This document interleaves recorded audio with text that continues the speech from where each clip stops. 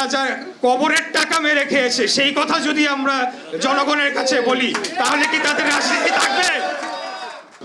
আমি যখন অনুষ্ঠানটি শুরু হয় তার আগে শহীদ পরিবার যেখানে বসা ছিল তাদের সাথে গিয়ে কথা বলছিলাম।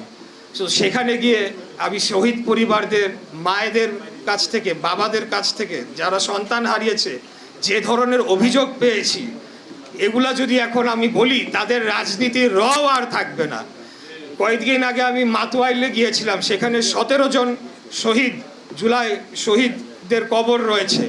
তাদের কবর আর কবর নাই, তাদের কবর কোনো রকম দেখা যায় ওইটা, অথচ এই প্রত্যেকটি শহীদের কবরকে পাকা করার জন্য, স্থায়ী করার জন্য বিগত অন্তর্বর্তীকালীন সরকারের সময় অর্থ বরাদ্দ করা হয়েছিল প্রত্যেকটি কবরের জন্য 2 লক্ষ টাকা করে। এখন কোনো জায়গায় 20,000 30,000 টাকা দিয়ে কোনো রকমে তারা সেই কবরগুলোকে করেছে, সেগুলো এখন ভঙ্গুর দশা, বেশিরভাগই আর নাই হয়ে গিয়েছে। তারা যা কবরের টাকা মেরে খেয়েছে সেই কথা যদি আমরা জনগণের কাছে বলি তাহলে কি তাদের রাজনীতি থাকবে? এরকম অনেক তথ্য রয়েছে, কিন্তু আমরা বিভাজন সৃষ্টি করতে চাই না বিধায় আমরা এই জিনিসগুলা জনগণের সামনে তুলে নিয়ে আসি না। তারা যে জুলাই ফাউন্ডেশন করেছে সেটার কোনো হিসাব দিয়েছে? সেখানে তো সরকারের অর্থ, জনগণের ট্যাক্স পেয়ারের টাকা বরাদ্দ হয়েছে, আরও অনেক অর্থ বিভিন্ন জায়গায় বরাদ্দ হয়েছে। সেগুলোর যদি আমরা অডিট করি, হিসাব দেই, তাহলে তারা মুখ দেখানোর জায়গা থাকবে না। কিন্তু আমরা মনে করি তারা আমাদের সহযোদ্ধা, তারা ফ্যাসিবাদী বিরোধী আন্দোলনে, গণতন্ত্র পুনরুদ্ধারের আন্দোলনে আমাদের সহযোদ্ধা ছিলেন।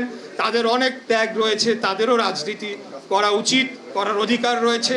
এবং আমরা চাই বাংলাদেশে একটা গণতান্ত্রিক রাজনৈতিক পরিবেশ থাকুক, যেখানে সকলে মিলে আমরা বাংলাদেশটাকে এগিয়ে নিয়ে যেতে পারি, যার কারণে আমরা কাদা ছোড়াছুড়ি করি না।